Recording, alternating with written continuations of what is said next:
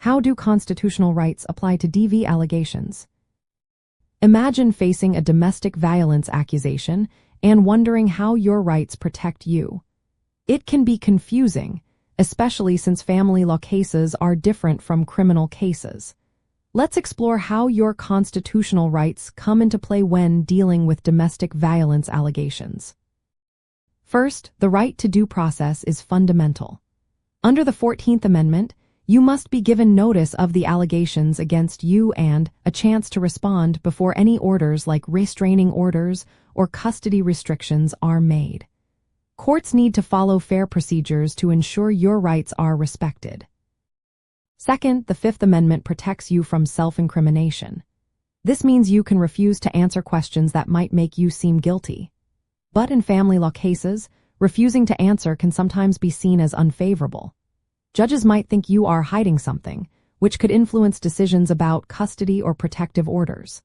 Also, once you refuse to answer during discovery, you usually can't change your mind later, so think carefully before asserting this right. Third, your First Amendment right to free speech does not cover threatening or harassing behavior.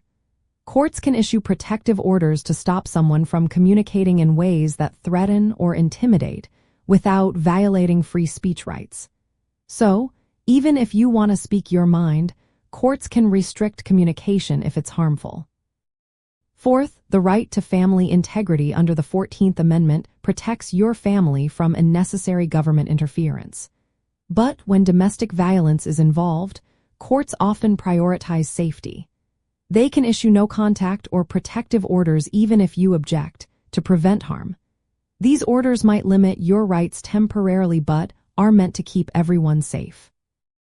When responding to allegations, you might face quick actions like temporary restraining orders that limit your contact with the accuser or children.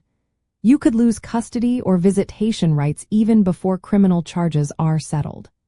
False accusations can damage your reputation and personal rights, so acting fast with legal help is essential.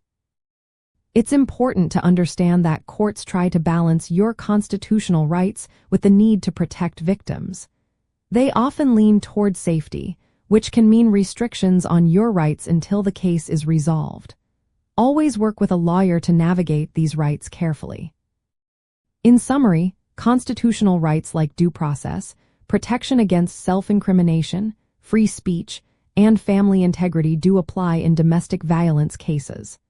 But because family law is civil, courts have broad authority to impose protective measures that can temporarily limit some of these rights. Knowing how to respond and protect your rights is key in these situations.